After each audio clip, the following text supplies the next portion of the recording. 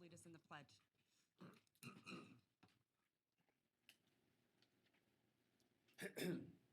I pledge allegiance to the flag of the United States of America and to the republic for which it stands, one nation, under God, indivisible, with liberty and justice for all. All right, thank you very much. Madam Secretary, will you please call the roll? Yes, Madam Mayor. Breckus. Dewar. Here. Delgado. Here. McKenzie. Jardin. Bobzine. Sheevy. Here. You do have a quorum. Thank you very much. At this time, Madam Secretary, public comment. Madam Mayor, the first person who would like to speak today is Kim Wallen, followed by Jeff Church.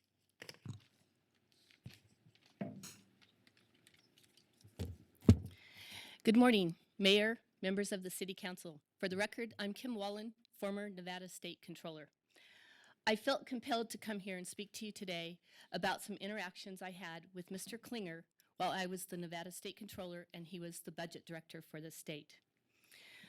The first occasion I want to talk about was before I was even sworn into office. The state was working on putting together a disaster recovery program to have a disaster recovery backup system in Las Vegas. My office, the Controller's office, had put together a plan to do this program at a cost of $500,000. Mr. Klinger and his group had put together a plan for the State Controller's office to do this for a cost of $1.1 million. I was asked to come and meet with him before I was sworn in to talk about this and talk about why I should go with their plan versus our plan in the Controller's office. In that meeting, I told him why I didn't think we should go with that plan. One, it was going to cost taxpayers over $500,000 more, and two, it was going to take more than 6 months. Actually, it was going to take them 2 years to go and do it. We could do it in 6 months. And we'd been waiting for 6 years to go and have a geographically dispersed backup recovery plan. In that meeting, he told me that if I did not go along with that program, that he would go and take away all of my enhancements in my budget. And by enhancements, you have your base budget, and then you ask for additional training money or travel money or whatever. And lo and behold, for the first time ever, a constitutional officer's budget had been adjusted before it went to the legislature. And I did not have any enhancements in my budget, but I had $1.1 million in there for their disaster recovery plan.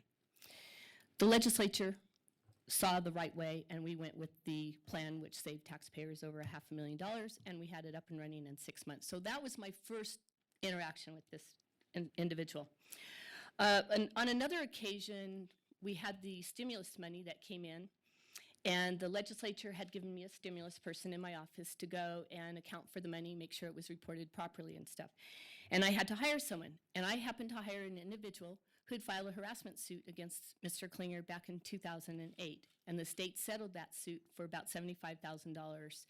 And the individual did not want to go before the Board of Examiners for more money, so that's why they settled for $75,000. This individual, when they filed the harassment suit, they were basically harassed. They were told that they weren't performing their job duties. They were removed from the budget office and put into another agency. They were told that they weren't meeting expectations on their work. They had not had a performance review for over 10 years. Prior to that, they'd all been meets expectations or exceeds expectations. This individual that I hired, I have to tell you, was probably one of the best employees I ever worked with at the state. And then in 2011, our budget was up for renewal, and we were before the legislature, and we'd put in to keep this position in our office for 2 more years. Sorry. Sorry. About 30 Yeah, seconds. okay, 2 more years. And long story short, the position was removed before it went over to the legislature and Gov recommends budget. And then the state had to pay this individual for 5 years of their PERS. We had to buy him out for another $250,000. So it cost state lots of money. And then on many occasions, Mr. Klinger, when I had interactions with him, he would yell and scream and berate me. And here I was, a constitutional officer. Thank you very much for your time. Thank you very much. Madam Mayor, our next public comment is from Jeff Church, followed by Sam Dene. Give me some music. Good morning. My name is Jeff Church, retired Reno PD sergeant, former private investigator, and also retired Air Force intelligence officer. I do run a website, renopublicsafety.org. And unrelated to today's matter, you'll find many public safety matters on that website, including my opposition to WC1, the sales tax increase.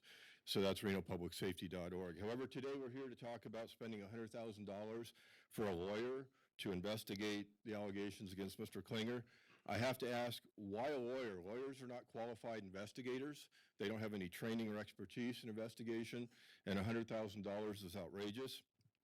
I would invite you to hire an investigator, a qualified investigator, and I would even suggest a name. Former Police Chief Jim Weston, as far as I know, is still around town and is a highly qualified and respected individual that could do it much, much cheaper. So I'm totally opposed to $100,000. I'm also totally opposed to the action that the mayor would have the authority to decide who the investigator or who the attorney is. That's essentially like the fox guarding the chicken house. You know, we don't know if the fix is in, et cetera. I invite the council to think outside the box. There's got to be a way we can come up with to have a neutral investigator. Can you work with the county? Would the county appoint somebody?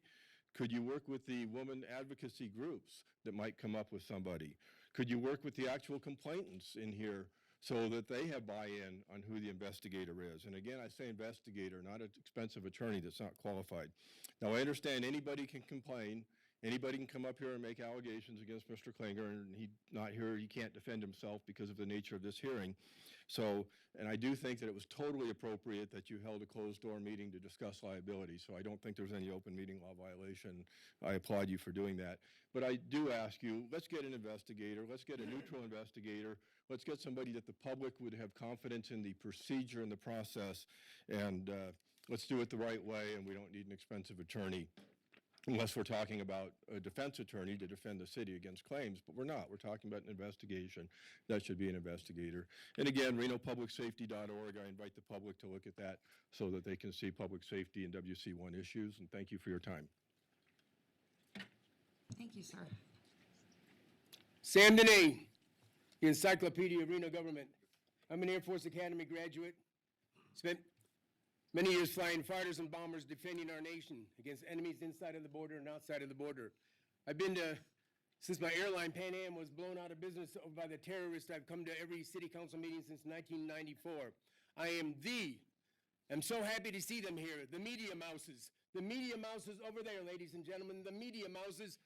Our regular media mouse is not here. I am the guard angel against media mouses and their insane fear and jealousy of Sam Dene.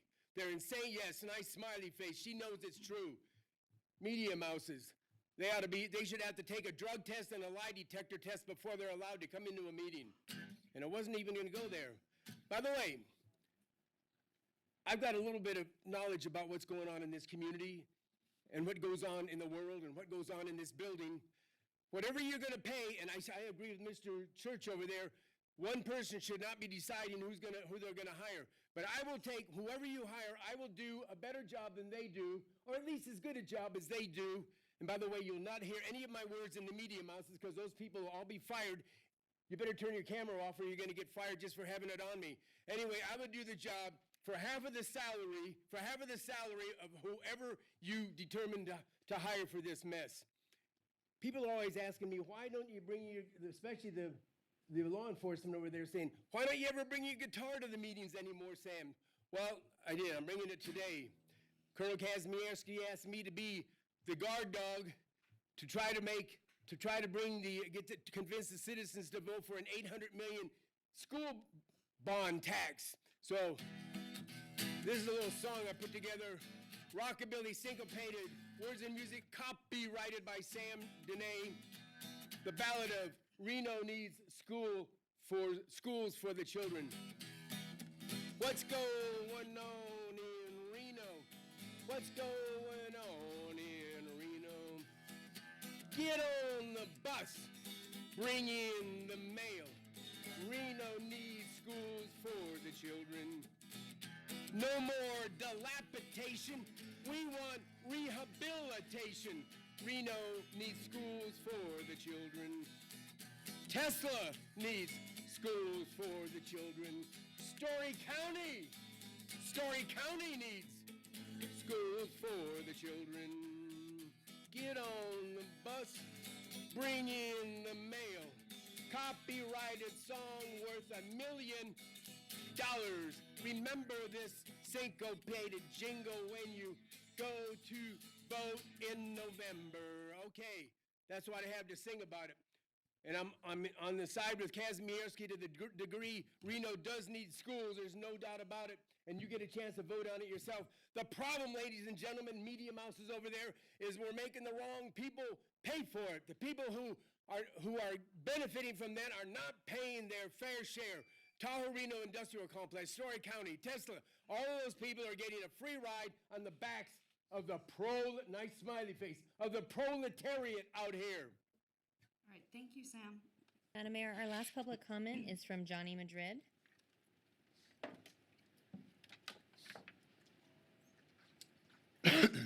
Hello, members. Hello, Mayor. Hello, Mr. Hall. My name is Johnny Madrid Lawrence. I sued Officer Sean Swartz, badge number 8702. He lost. The whole city lost. Everybody lost. Mr. Hall does not want to comment on this. I try to make it aware of you. My point for being here is that my civil rights were violated. Nobody on this staff had anything to do to help me with my civil rights violation, okay? In my opinion, he could very well be guilty, and I don't know what it is he's guilty of, but he's guilty of something, most likely, only in my opinion. But I'll state, ma'am, I'm not here to cause a lot of problems. I'm not here to irritate anybody, okay? I'm here to ask, why cannot we fix my civil rights problem? I'm in the federal courts down in Las Vegas, okay? I sued you all already. You were ordered to answer April 23rd. None of you answered. Case number 66595, okay, in the Supreme Court. It's in the feds right now. Check that one. But anyways, none of you answered. I couldn't understand why I can't talk to you and why. I understand. I don't want nobody's opinion. I don't need nobody's opinion. All the opinions I tried to get, nobody would say nothing, okay, in the federal courts. I'm not going to mention the case. I'm just going to say my civil rights were violated. Officer Sean Swartz violated him. His boss helped him. Mr. Hall did not investigate that case very well. That's why I'm concerned about this case that's now being investigated through all of the people who are with the good old boy system. And I would say that because, ma'am, I'm on the outside trying to get my civil rights back that were violated. The amount that I sued you for doesn't matter. But on June 21st, at the Silver Legacy, they shot a man that looked just like me. Yes, they did. They said something about he had a gun or whatever, but nobody came forward, and he's suing you now. Well, now he probably knows I exist, and he got shot most likely because of me. All I can say, ma'am, okay? There's a lot of questions to be asked, and don't nobody want to answer them. Those are not my problems. I have my own problems, and you people are not my problems, okay? Sir, you're not my problem, but apparently you're some other people's problems, and I wish you'd stop being a problem, okay? You're supposed to be representing this city, and yet you get charged with harassment? What is going on in your mind? I don't care. Back to me. Thank you, folks. I appreciate your time. No disrespect, okay? I said nothing bad. I don't mean nothing bad to you, but I'm asking you. If you all feel like I should feel, you tell me, when you get your civil rights violated, what is it worth? Is it worth to get your civil rights back? Or is it say sorry? Or do the right thing? Thank you, folks. No disrespect. Thank you. Madam Mayor, I have no further public comment and general public comment today. Okay, thank you very much. All right. At this time, I'd like to thank council for coming together on such short notice. I know we all have extremely busy schedules, and I believe Councilman McKenzie, you're getting ready to leave town, so I really appreciate it. I'd like to start off by saying that this council takes these allegations extremely serious, and we believe in full transparency. I also think that we need to do this thoroughly and properly for everyone's sake. As a reminder today, this meeting will be to consider and potentially act to appoint independent counsel to review and to advise on the alleged complaints of misconduct. At this time, I'd also like everyone to please, I can't stress this enough, to respect the process. So at this time, I'm actually going to send it over to our city attorney, Carl Hall, for comment. We'll do the agenda first. Oh, I apologize, I'm skipping ahead of myself. At this time, let's approve the agenda. So moved. I have a motion and a second. All those in favor say aye. Aye. All those opposed? Motion carries unanimously. All right, Mr. Carl Hall. Morning, Madam Mayor, members of the City Council. My name is Carl Hall, I'm the Reno City Attorney. And first of all, I'd like to say that we have embarked on a process to ensure that an investigation into any allegations of misconduct have been conducted in a very professional manner, according with our city policy. And additionally, I would welcome a second set of eyes to review what we have done and continue on with the investigation that we have already begun. So the way this is agendized, if you want to go ahead and talk about who I would recommend, we can do that. If anybody has any questions, I can provide you with a presentation of what we've done so far. All right, thank you very much. At this time, hold on. Okay, no, I won't. Would council like to see a presentation? Where's Councilman Breton? Step out. Madam Mayor, if it views the council would like a brief presentation on process that's been completed already. Mr. Hall. Okay, pull that up. First of all, I'd like to clarify a couple of facts. Not a typical application of the City Management Policy number 607 was applicable here based upon the fact that we were talking about the city manager. The open meeting law limits the City Council's ability to take action unless it's in a public forum. In order for you to take action, I thought it was very important that you have all the information available so that you're making an informed decision and that everybody was provided with due process. Initially, Alice Mercado, an independent third-party attorney specializing in employment law, conducted the investigation.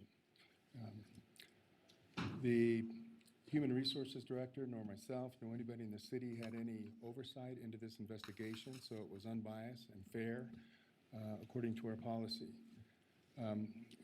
The city manager did not oversee, direct, or influence the investigation in any way, despite what some attorneys have alleged. We expanded the investigation at the request of the claimant's attorney to make sure that there was a full and complete investigation into all allegations so that the City Council had all information that would be available pursuant to that investigation, could make, again, an informed decision, allowing for due process, and again, making sure that we were complying with the open meeting law. How do we get here today? Well, obviously, the purpose of Policy 607 is to comply with state and federal laws as it relates to the workplace and provide a uniform method of investigating and resolving complaints of discrimination, harassment, and retaliation. Although the city employees, of course, are affected by this policy, and so we strive to make sure that all of our city employees are complying with the law and protected by the law. Thank you, Madam Clerk.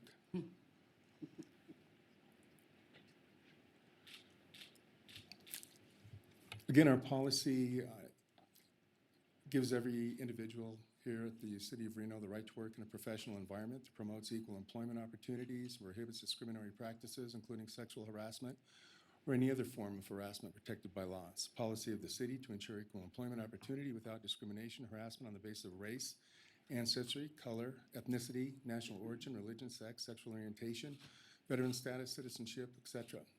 City policy also prohibits retaliation against any employee by another employee or by the city for reporting, filing, testifying, assisting, or participating in good faith in any investigation, proceeding, or hearing conducted by the city or a federal, state enforcement agency. The city prohibits discrimination, harassment, retaliation, and violation of this policy can result in disciplinary action up to and including termination. It's the responsibility of the Human Resources Department Director to implement, coordinate, and monitor the city's equal employment opportunity discrimination policy and the prohibited discrimination, harassment, and retaliation policy. As directed by the City Attorney's Office, the Human Resources Director will investigate complaints of discrimination, harassment, and retaliation, prepare a report of findings and recommendations. Procedure. The aggrieved employee should notify his or her supervisor and/or the Human Resources Director. On June 29th, a city employee filed a sexual harassment complaint with the Human Resources Department. Upon receipt of the complaint, the Human Resources Director shall immediately contact the City Attorney's Office to review the complaint, determine whether the issue is appropriately addressed under these policies, and if so, to direct an investigation. If, after initial review, there is an indication that the complaint is properly subject to these policies, the Human Resources Director, at the direction of the City Attorney's Office, shall immediately notify the department head of the complaint and shall schedule a meeting with the employee who filed the complaint to review the complaint and circumstances leading to the complaint. On June 29th, Ms. Lehrman contacted the City Attorney's Office to review the complaint. We determined that the issue was appropriately addressed under this policy and directed an investigation. On June 30th, the city retained Alice Campos Mercado of Lemons and Grundy, Eisenberg, to investigate the alleged misconduct. Upon conclusion of the meeting with the employee who filed the complaint, the Human Resources Director shall contact the persons accused. The purpose of this contact is to notify the accused person of the complaint. The Human Resource Director will consult with the City Attorney's Office prior to report of findings and recommendations being disseminated to the City Manager, or in this case, to the City Council. On July 14th, the City Attorney notified each City Council member individually of the complaint against the City Manager. On July 20th, the City Attorney received a letter from Mr. Peterson claiming that the investigation was conducted in a manner designed to protect the interests of its city and its manager, which of course was utterly false and without merit. On July 20th, 2016, the City Attorney informed the City Council of Mr. Peterson's letter and the potential for litigation pursuant to NRS 241.015, sub 3B2. And that was the subject of his open meeting law complaint, which also is without merit. And while I'm on that subject, even though he claims to have withdrawn his complaint via the Reno Gazette-Journal, I will be in contact with the Attorney General and vindicate this allegation and make sure that, assure my counsel that there was no violation of the open meeting law. We should have that within the next week, hopefully. Upon completion of the investigation, the Human Resources Director or other designated investigator shall report in writing his or her findings and determination as to whether discrimination, harassment, or retaliation has occurred, and any appropriate recommendations to the City Manager or his designee and department head within 60 days. We're still within that 60-day time frame. The department head shall, within 14 calendar days after receiving the investigative report, notify Human Resources Director of any action taken in response to the report of findings and recommendations. The department head must consult with the Department of Human Resources prior to imposing disciplinary action and the employee found to have violated these policies. Where discipline is imposed, the nature and extent of the discipline shall not be divulged to the complainant. On July 21st, the city received the results of the investigation from Ms. Campos Mercado indicating no violation of Policy 607. On July 26th, the attorney received a second letter from Mr. Peterson specifically threatening litigation. Confidentiality. Confidentiality will be maintained throughout the investigatory process to the extent consistent with conducting an investigation and determining appropriate corrective action. And then there's, of course, a non-retaliation policy as well. So in this particular case, as you know, we were continuing with the investigation based upon Mr. Peterson's continued allegations. One thing that I think is important to know, it's not the City Council that conducts the investigation. It's the City Council who would impose any discipline after finding the facts, after having an opportunity to evaluate the facts and circumstances surrounding the allegations. So the process that the city attorney had followed was to hire an outside investigator. The outside investigator that we hired originally, of course, was Alice Campos. And she performed the initial investigation. When it was brought to our attention that it was felt by the complainants that that investigation was not complete, we thought it important to make sure that we did do a complete investigation. And at that time, I contacted Littler Mendelsohn, one of the top law firms in Nevada that deal with labor law. And I talked to Sandy Kettner and I said, Sandy, who would you recommend for this second investigation or the ongoing investigation that dovetails into the initial investigation? She recommended Bonnie Drinkwater. I have a lot of respect for Bonnie Drinkwater. And so I contacted Bonnie Drinkwater, and we were in the process of arranging initial interviews with the complainants and others that were involved and could shed light on the allegations. And we put that on hold for now until council has an opportunity to determine the course of conduct that they would like to embark on. And again, I have no objection to a second set of eyes reviewing the process and looking at what we've done. And in fact, I would encourage that.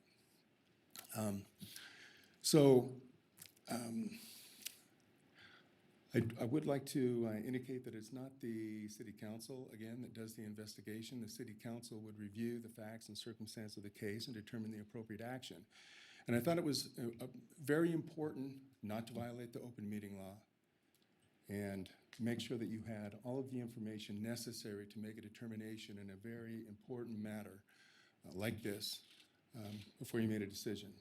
So that's the path we've gone down. I think it was the appropriate path. I think it afforded everybody due process, and it was in fact an expedient process in light of all of the hurdles in this complicated situation. So thank you very much. If you have any questions, I'm available. Thank you very much. And then one final thing is Sure, go right ahead. if you did want recommendation as to attorneys, of course, Littler Mendelson, I would recommend. I would also recommend Marquis, Arbach, and Coughing out of Las Vegas, and the Kamer Law Firm out of Las Vegas as well. I think those three law firms would provide excellent legal representation. One other thing I might mention is the money that has been talked about. Yeah, I that was would come gonna out of my suggest- budget.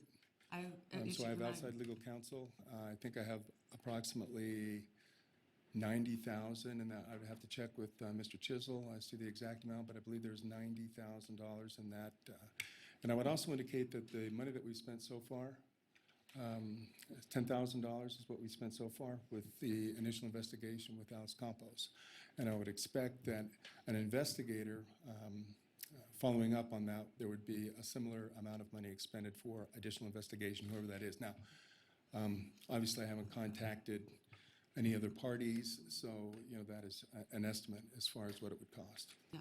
Thank you very much. I wanted to add that I would ask that the council to consider an amount not to exceed 50,000. Okay. All right. Would Councilmember McKenzie? Thank you, Madam Mayor. And Mr. Hall, before you leave, and there's a couple of things that we reviewed here in this policy that I wanted to question how, because of the unique circumstances we address. First, is it normal under our policy for an employee to continue to remain in a supervisory position over somebody that has filed a complaint against them during that investigation? Is that the normal process within the city? I think each case presents a separate set of facts, and I think you have to evaluate each case according to the facts. And if there was going to be an administrative action taken, it had to be taken by the council, and you have the ability to do that. And I understand that action would have to be taken by the council, but I just wondering if normally if it was a supervisor in Public Works that had the complaint filed against them, would you leave that supervisor overseeing the employees that had filed the complaint during the complaint process? I think that's, again, a case-by-case evaluation. And, once the facts were known, I think you'd have to take action once you had the facts before you. So, if I had somebody that was committing sexual conduct that was, very egregious, then I think you would take more immediate action. If the information that you had was unclear as to exactly what happened, then maybe you need to get some more information before you took action. In this particular case, you're talking about, a person in a high position whose reputation could be damaged seriously if you took action without having facts to base your decision on. And he's entitled to notice pursuant to NRS 241-034. And when you give him notice and you want to put him in admin leave, you got to have a reason. And if you don't have a reason, then you're looking at exposing yourself to liability. And so there's liability on both sides. And so I thought it was important, as I mentioned before, to have the facts before you take action. And again, looking at the facts, I think you have to, address the facts. Another question, Mr. Hall, is in the review of the process here, there's one place where you say that the investigation, once the results of the investigation are completed, that those results go to the city manager for review. And given this unique situation, is it appropriate for those to go to the city manager? Or is there some other place that those should go, even though the policy states that I think it's page 9 of your presentation there, it says that the findings and the any appropriate recommendations to the city manager is designated and the department head within 60 days from the receipt of the complaint. Is that appropriate to give the results to the complainant or Yes. to the person that the complaint was It is filed against? appropriate to relay the results to the accused. You're not allowed to relay the results to the complainants. As a matter of fact, they are not to be told as to what disciplinary action, if any, is going to be meted out. So in this case, in addition to mentioning that the initial investigation indicated that there was no violation of policy 607, there was also indication from me that the investigation was ongoing, and we weren't done with this investigation. So In this example on page 9 you put up here, rather than having the city manager or his designee and the department head, then that should say the person the complaint was filed against, the city manager, and the designee. And that's what the policy actually says. It doesn't say the city manager, his designee, and the department head, because in the policy it doesn't say anything about giving the results to the person that's being investigated. Now, I understand that if ultimately that person, there's found to be no issue there, that we've got to sit down with him and talk to him and let him know that there was no issue. But that would be, according to this policy, that would be after the reporting to the city manager or his designee and to the supervisor. And in this case, that would, the city manager is the person that should have been after his supervisor, and everyone else was informed. Well, And that, to me, means that we should have had a complete report on the investigation, the completed investigation, through the supervisors of the city manager, who is this council, prior to being released to him. And that would be the way that I would understand this to work, because it's not very clear what happens when it's a city manager, when it's the top executive officer in the city that the issues with. Our charter is very vague about how we handle that. This policy is not written to handle that. So we're in a really unique situation. And I just think that there's a question about whether this policy should be followed the way it's written, given the fact that we've got, there's some names that have got to be replaced in here, because is it appropriate that the person, and you admit that we were going to go further and we were going to investigate further, so we're releasing results of investigation to the city manager before the investigation's complete. I would agree with you that we do need to address the policy. I think there's some clarification that can be made so that we have clear direction when we have this type of situation. Totally agree with you, and we've actually discussed that. Obviously, that's for another meeting, but we're ready, willing, and able to embark on that at the appropriate time. Thank I you. would like to remind that we are, I want to make sure that we stick on this agenda too, okay? Here. Okay. All right. One second. Councilwoman Dewar. Sure. So as you mentioned, Madam Mayor, we're here today to consider hiring an attorney to review allegations against our manager and chart a path forward so that we can resolve this matter. And to this date, we've not been provided with a copy of the complaint or complaints. I didn't know until just now, and Mr. Hall went through the process, when the complaints were even lodged.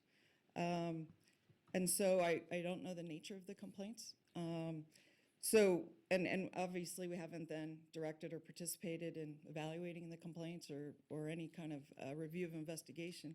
To Mr. McKenzie's point, in my 30 years of managing, usually when these kind of situations come up, I think he correctly pointed out, and this policy points out, that an evaluation would be made whether the person who's complained against, should be taken out of the situation so that you can move forward with the investigation. And what I'm concerned about right now, listening to this conversation, is that because we were not informed, we didn't have an opportunity to consider, whether that would be appropriate action. And so that ship has sailed. That's the time is done. We've now been informed. But I guess my concern is that where do we go from here? And I really think it's important that it's beyond the time that we reassert our authority, our appointing authority over our manager, and basically bring this conversation, this process back to the table. So with that said, I mean, per our charter and per our statute, fulfilling our unique responsibility in this manner, Madam Mayor, I think that I would definitely support the idea of appointing a special counsel directed by you to basically resume or assert or manage the investigation to the best of your ability. Thank you, Councilwoman. Again, I'm going to stress, I want everyone to stick to the agenda. Right, that's what I'm saying. I support your suggestion. Councilwoman Jordan. Thank you. I did have a question. Mr. Hall, could you go back to the slideshow with regards to engaging Lemons Grundy? And could you tell me, Lemons Grundy is a employment law firm? Right. Or they specialize in that? Right, with Alice Mercado. Okay, and we've used them. Yeah, they are, she's very experienced in conducting these types of investigations. They do labor law. She's a real professional. But to avoid any claims that the initial investigation was somehow unfair or incomplete, and in light of the fact that I also had, consulted with Littler Mendelsohn, who I had planned to retain to defend the city if in fact we were sued. They recommended bonding. I thought that gave us a fresh perspective going on to the additional allegations. I was definitely wary of having two separate investigations. I don't know that that's a very good path to follow. So, but did you want to know what date that was? No, I just wanted to know what the history was Okay. with Lemons Grundy, and the expansion of the investigation was prompted by Mr. Peterson. Correct. Correct. Not that there was some flaw in the initial investigation. Correct. Okay.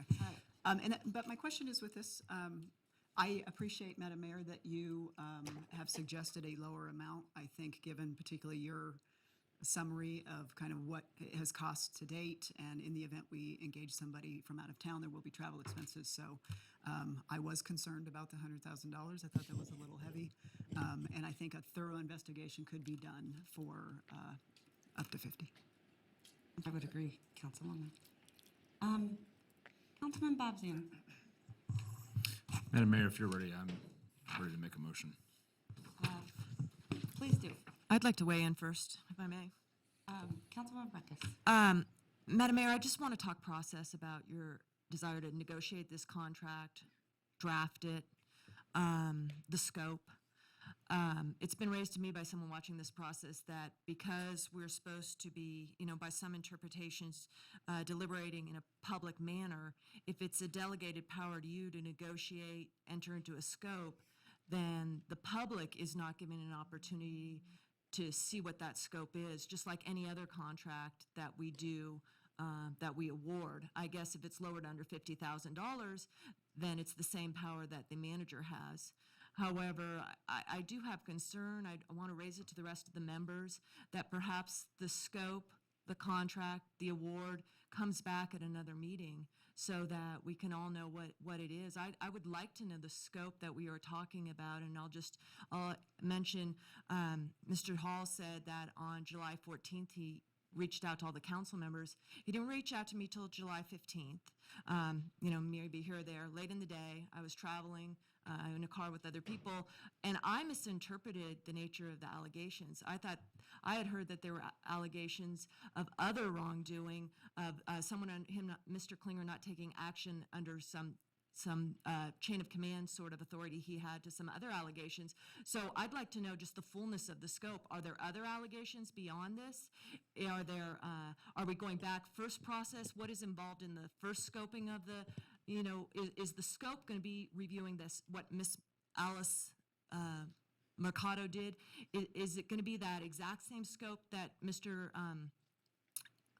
Hall, you're just going to pull that same scope again, and then are you going to write another scope? The scope of services are of interest to me, to Right. see that publicly I think it's vetted. important to get that direction, and we don't quite know until they have the chance, an opportunity to look at it. The other, I think, thought was, we have very, very important issues in our city. Everyone needs to get back to work, so we wanted to do this as quickly as possible. We all know that government can take a very long time, and that's my fear, that we'll continue to come back for meetings and come back for more and more, and I'm just of the mindset that we do this thoroughly and promptly. Councilman? Thank you, Madam Mayor. And I understand Councilwoman Breckus' concerns about this. But I think that given the seriousness of the situation, and given the fact that people's reputations are on the line, that workplace safety is on the line, and that we have a very high duty to protect the integrity of our workplace and our workforce, I'm very comfortable with delegating this to you, understanding that, yes, there will be questions that come about as to the scope and the performance of whatever the engagement is, and those questions will be answered in due time. But the idea that we would create a calendared ladder that pushes out action that is needed on this immediately makes me very uncomfortable. So with that, I would move to authorize appointment of special counsel to manage an investigation into complaints of alleged misconduct by City Manager Andrew Klinger, and to delegate to Mayor Hillary Sheevy the authority to select, contract with, and direct the special counsel in an amount not to exceed $50,000. So I would like to make that motion, and then I have some clarifying comments as well. Second. Sure. So I have a motion and a second.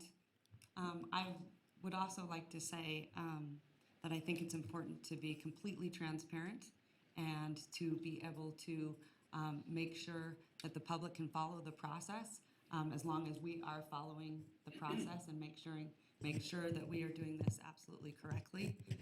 So I would agree with you, and I can understand your concerns too, Councilwoman Breckus. And just some clarifying comments on my motion. I understand the scope to be very broad as it needs to be, and as thorough as it needs to be. I also would hope and recognize the special circumstances that we have here, given the parties and the reporting lines and everything else. Madam Mayor, that you select someone on staff to assist you with the contract and its execution in terms of invoices, billables, et cetera, and that you keep us apprised because we are delegating this authority to you. I'm very confident that you'll keep the entire council apprised as well as the public. Absolutely. Again, I can't stress transparency enough in this matter. Hold on one second.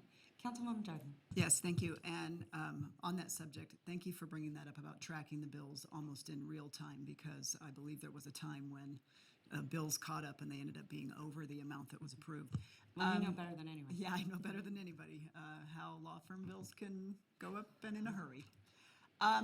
Mr. Hall, could you tell me, in your estimation, if we approve this today and go out quickly for this investigation, even if there's travel time, let's say it's a firm out of Las Vegas, how long do you think it would take to do a very thorough but complete investigation? I know calendars and traveling and all that may be involved. I'm thinking to get an investigative report is probably going to take 3 weeks. So we're probably 3 weeks to a month out from bringing this back to council for deliberation, determination as to what action, if any, should be taken. Okay, so once a lawyer or law firm is selected, you believe it would be about 3 weeks from that time? Yes. Okay, thank you.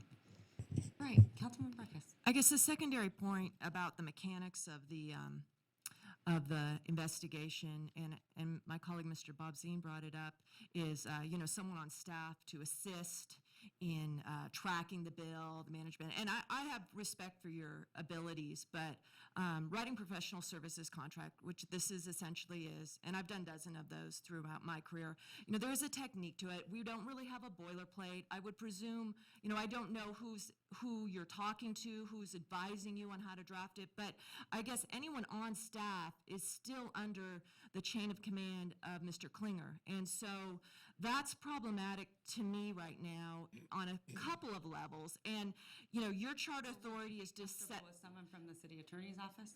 Well, 'Cause we have- possibly. Okay, No?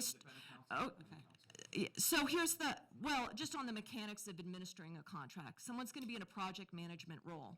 It's going to be you. You're saying, I want to be in this project management role, write the professional services contract, whoever gives you input, it's fine. But, as it's administered, I would assume there would be some staff responsibility in that. And, you called the meeting, you set the agenda, but, I'm prepared to not see Mr. Klinger in the office during, for that purposes, administering this study, this investigation, and also because, as I have understood the policy, it is often that the one who is under the investigation is removed from their offices, and you did not put in place a motion or an agenda item to place him on administrative leave. And I know you've asked us to stick to the agenda today. Yes, I've asked Okay, everyone to please but- stick to the agenda, but I also think it's important to get direction from that independent counsel where we go next. So you're comfortable with Mr. Klinger staying in the office during the course of the investigation? That's not what we're discussing. I think it's important for Okay. council to direct us. Okay. I'm not comfortable with that at this time. I don't know if you plan on calling a special meeting to agendize that. If not, I will be Councilwoman Breckus, putting I that think on it's as a, im- please don't cut me off, Mayor. Please don't cut me off. I think it is, Councilwoman Breckus, I think it's really important, like I said, to respect the process. We have to respect this process and do it to the T. So I want to make yeah. sure that we're doing that. I think I am discussing the process, and so I think my points are But material. my issue with that is it's not on the agenda, so I want to make Yeah, sure that and we're you doing it said and properly. controlled, yes. I mean, if you wanted that on the agenda, then maybe that's something that we should have spoke about. So I apologize. Councilman Bobzian. Madam Mayor, I'd call the question. Yes, please. So I have a motion. Share public comment. Madam Mayor, I have I public second, comment. Public comment. Thank you. Thank you very much. William Peterson would like to speak, followed by Jeannie Atkinson.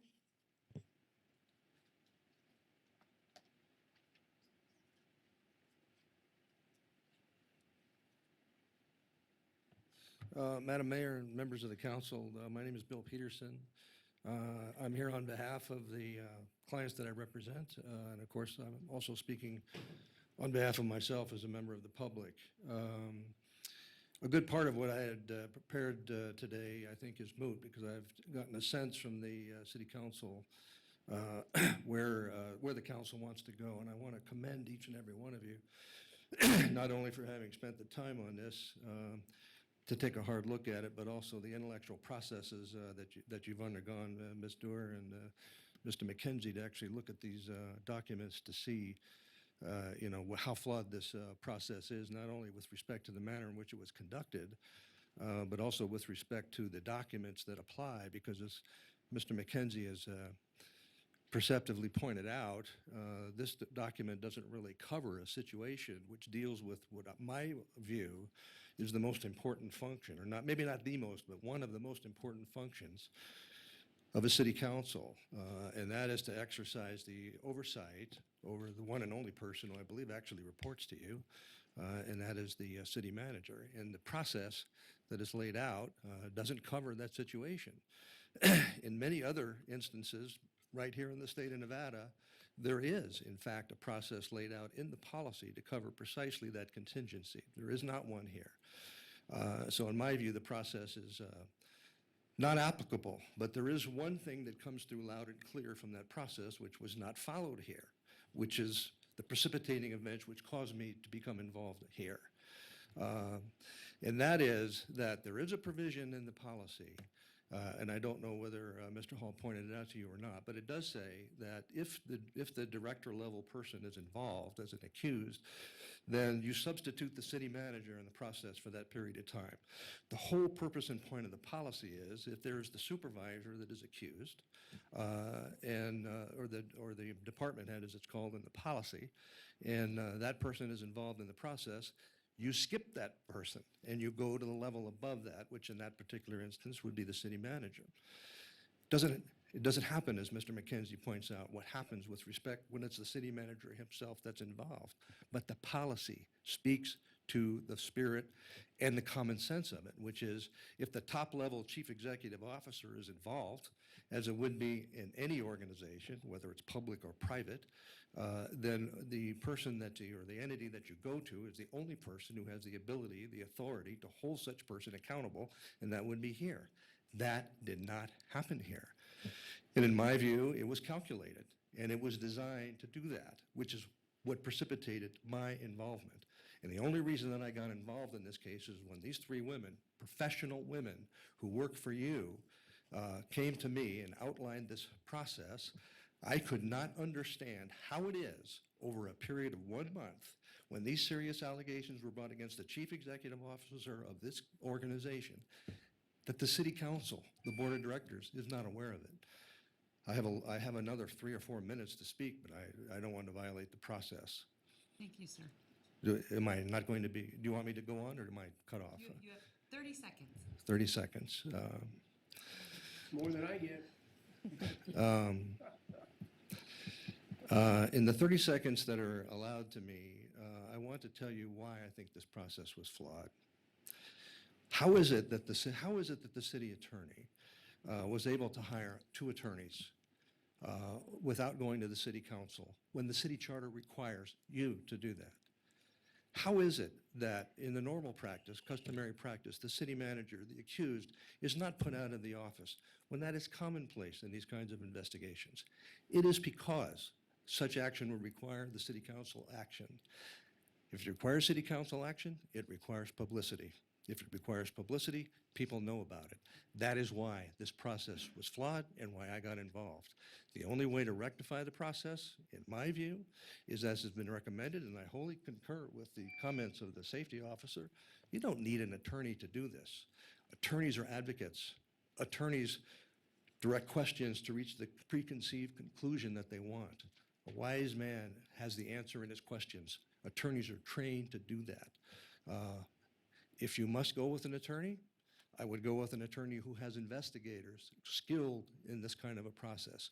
If you must go with an attorney and an investigator, do not come with someone here locally.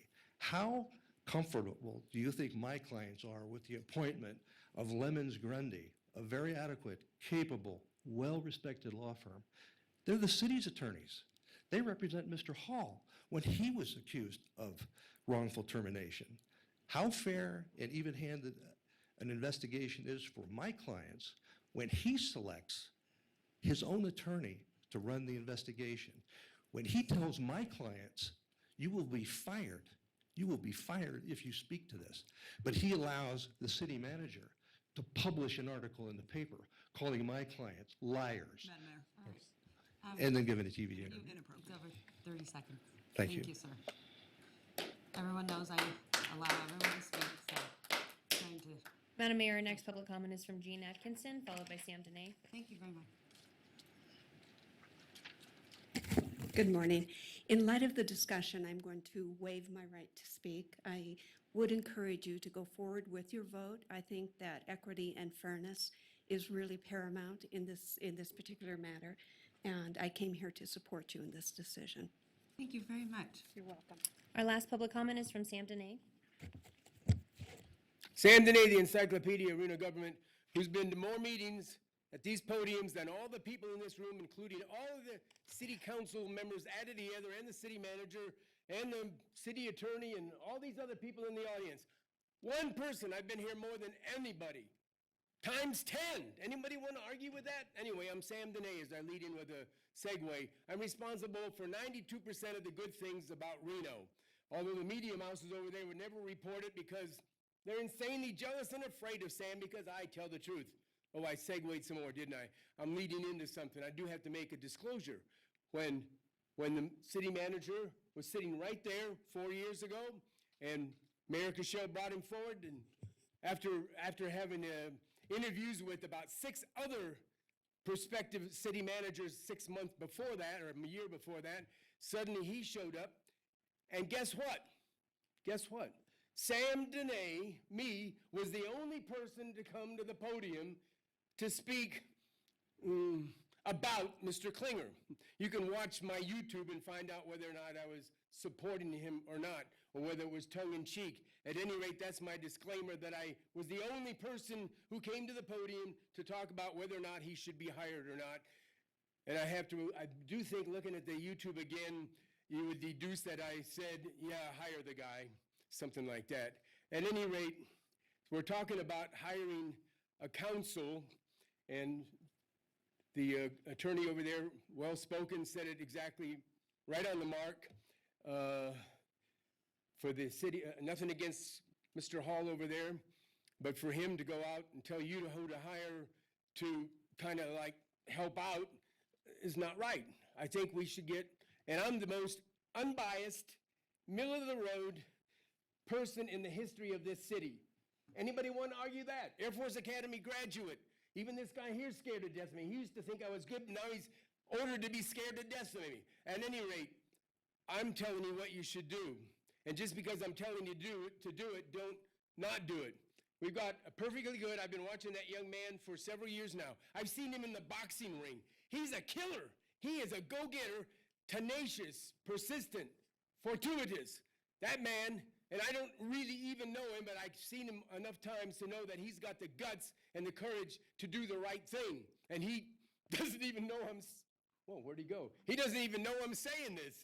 I just saw him come in the room, and I'm not even sure why he's here. He's been following my lead in pushing this medical marijuana through that you were dragging your feet on until I ordered you to get off the mark and let sick people use medical marijuana. Anyway, as I close out, hey, can I have another 30 seconds too? No, I don't even need it. At any rate, I know the 3-minute rule. The Sam Dene, don't give him one extra second of freedom of speech clock over there is really working well. As I close out, the person I nominate Jeff Church to be the investigator, and if you need an attorney, I nominate Joey Gilbert, Reno's own Joey Gilbert, the best boxer Reno ever had, and he's turning into a pretty up and walking good attorney too. Thank you, Sam. Madam Mayor, our next public comment is from Johnny Madrid, followed by Jeff Church.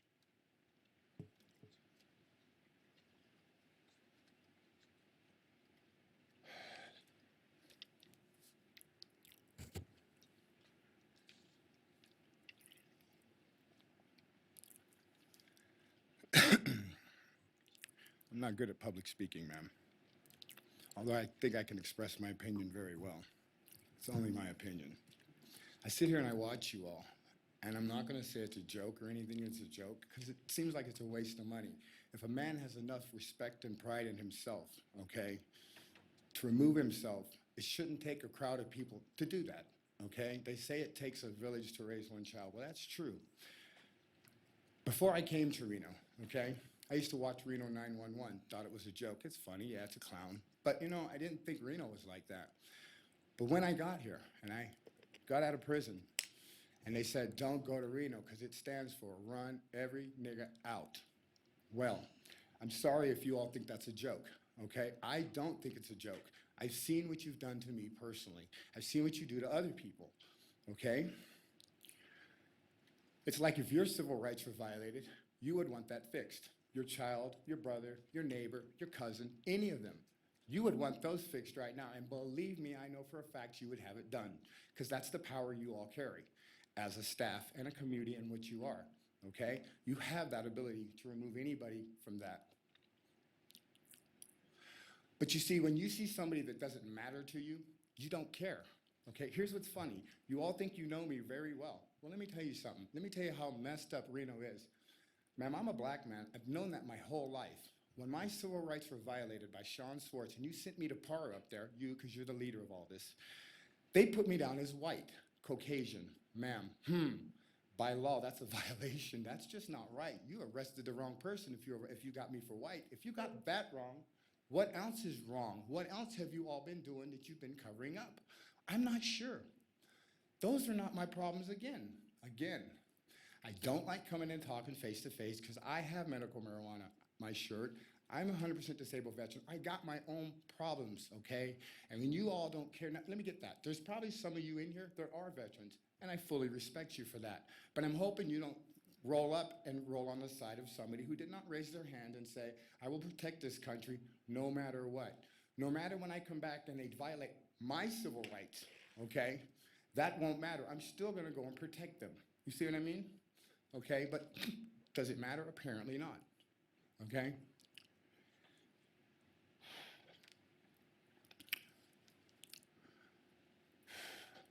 Mr. Hall has a lot of information he could have gave you. You talk a lot of money. I sued 6 people, Jamie Crane, Sean Swartz, City Hall, all those for $1.1 million. They thought it was a joke. I thought it was a joke. I'll never get that. But the problem is they started lying in court, which they always do. Double jeopardy. Got me on that one twice. That's double jeopardy. Anyways, the federal court added a whole bunch of people. Ask him who they are.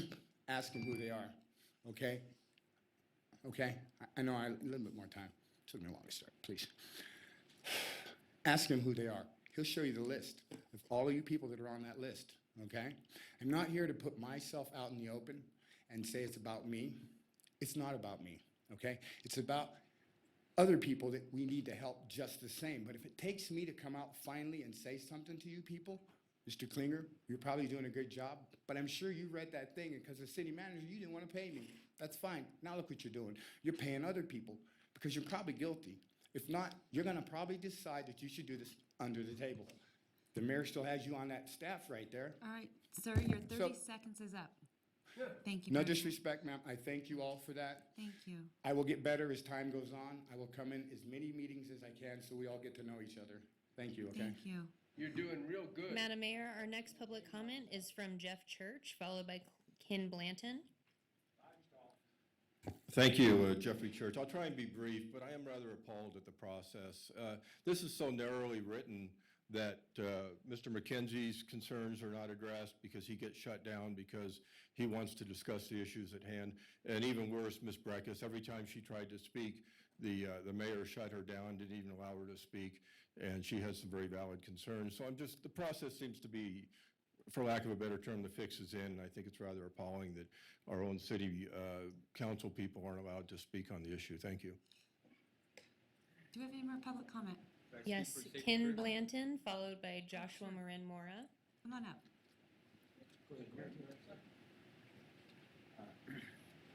Yes, my name is William Ryan Kelly Gilbert, a.k.a. Benjamin Warren Krevling IV, and I just want to speak on the public safety.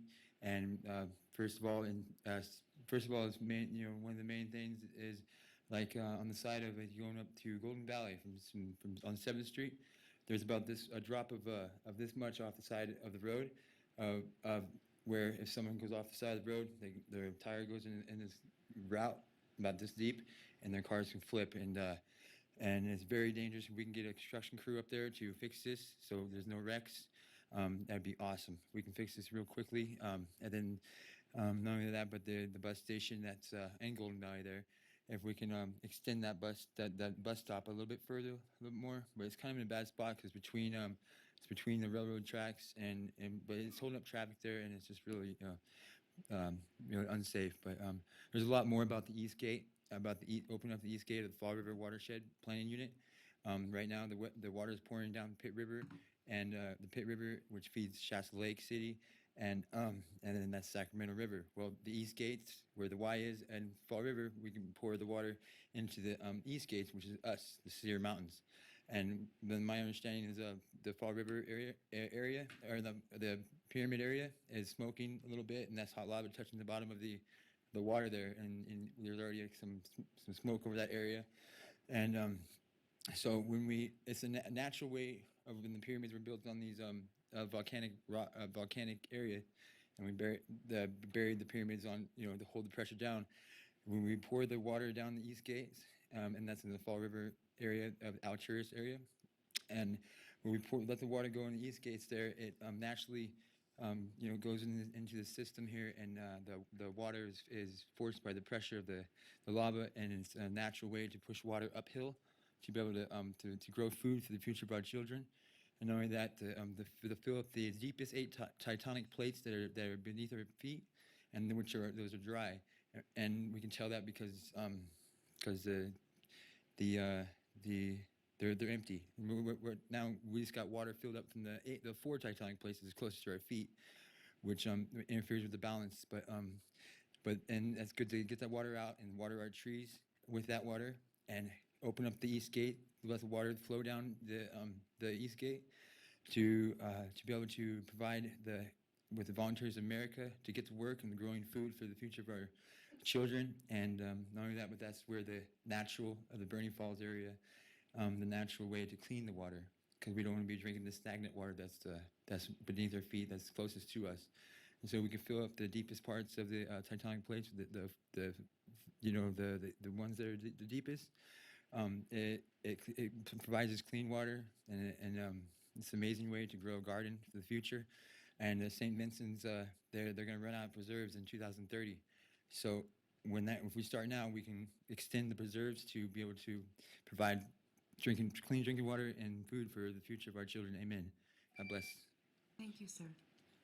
Madam Mayor, next public comment is from Ken Blanton, followed by Joshua Marin Mora. Mayor Chev, council members, I'd like to start off by saying I've never met the mayor, the city manager, the city attorney, anybody. I'm here today to talk about the process. I've read it in the paper, listened today. There are concerns about the process, and I am encouraged by the city council members bringing up their concerns about the process, how it was handled. The city attorney very eloquently laid out by reading the policy, and we all know now that it's flawed. In most jurisdictions that I've ever had encountered or had dealings with, any supervisor who is involved in that type of a complaint is removed from the process entirely. But what I really want to address is that in my opinion, I believe that we are kind of putting Mayor Chev in the exact same position by being the sole decider as our city attorney. By being the one person, whoever doesn't agree raises whatever concerns they have about fairness and equality. And our government is based on balance. At the federal level, you have 2 houses. In all federal courts, you have more than one judge, and they're odd numbers, so that the potential for debate, discussion, disagreement is there, but a final solution is found. And so my concern is that, Mayor Chev, you will be placed in the exact same position no matter what you do, no matter how hard you try, and that I would encourage the council to reconsider and perhaps make a 3-person panel. I mean, you don't want 50 people involved. The Blue Ribbon Committee of 20 never makes a decision. But my concern is that it'll just end up the same way, is that somebody who isn't happy is going to point a finger and say, this isn't right.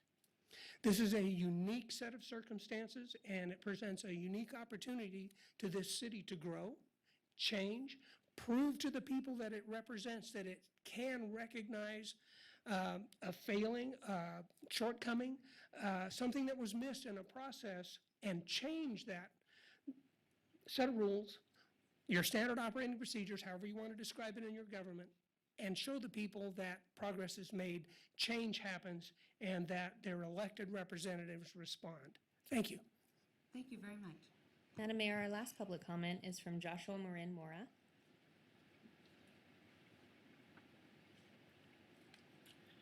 Good morning, City Council. Good morning, Mayor. I don't have much to say. I just wanted to say that, I'm on the U City Council, so I understand how important it is in these meetings to stick to the agenda. However, Councilman Breckes, Councilman McKenzie, your comments, I think, would be important dialogue to have in the future.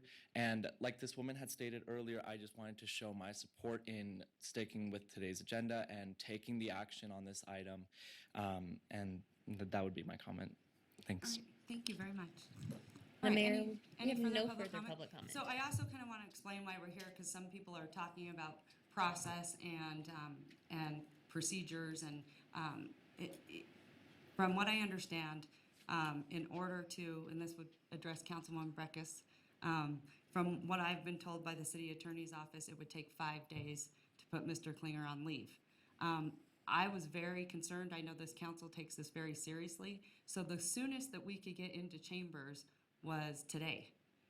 And so that's what I wanted to do, is act on it today and be able to look at the process of bringing in independent counsel, and with every intent to come back and be able to talk about the broad scope of the issues that you bring up, Councilwoman Breckus.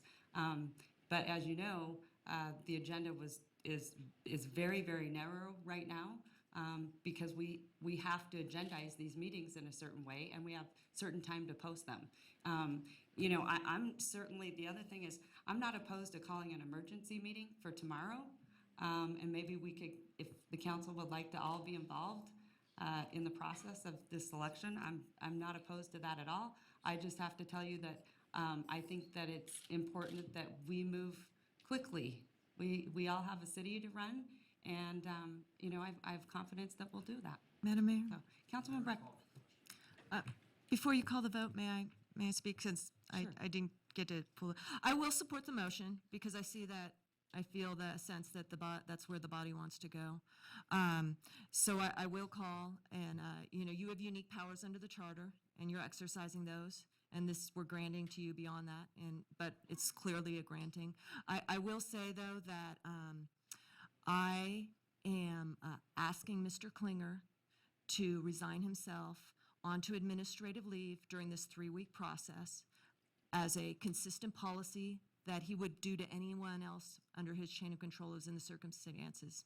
And I'm asking him to do that immediately. If he does not do that, I'm asking you to call a special meeting as soon as possible so that during the process of an investigation, he is not present in the office. I think it's in his protection and interest and those in the organization. And to your point of getting the city's business done, I think it will get the city's business done in a more calm and better manner where the tensions have been relieved. We canceled a very important meeting yesterday. I don't know who canceled it. I don't know why it was canceled, but the city's business was stopped yesterday, and I think his relief from the office while it's going on, while investigations are occurring, is a best practice. If you do not do that, I will on August 10th put an L item, which will then come up, and then the investigation will be done by the time a vote is taken. But I am going to push the issue of asking him first, then you, to put him on administrative leave during this period of time. Thank you. Councilwoman Breckus, I don't think that anyone has issues with that. However, again, I want to make sure we follow process. So from what I understand from the city attorney, it's a process of 5 days. Maybe you could clarify that. I also would like to put on the record that I still have not seen the complaint. So, if maybe you could speak to what that process would be to, and again, wait a minute, because we're kind of going off the agenda here, and we've got to stick to this. Am I right? Yes. Mr. City Attorney? There is a process to place a person to place a city manager on administrative leave. It's entitled to 5 days written notice and 5 working days prior to the meeting. So the meeting would have to be next week. We would have to provide them notice today. So I'm looking at next Friday is what I'm looking at if you want to have a hearing. All right. Okay. Thank you very much. Okay. So you've made a motion. There's a second. Yes. All those in favor say aye. Aye. All those opposed? Motion carries unanimously. All right. Thank you so much, everyone, for being here today. I would like to wrap this up with one more public comment. Madam Mayor, we have no public comment. All right. Thank you very, very much. All those in favor say aye. Aye. All those opposed? Motion carries.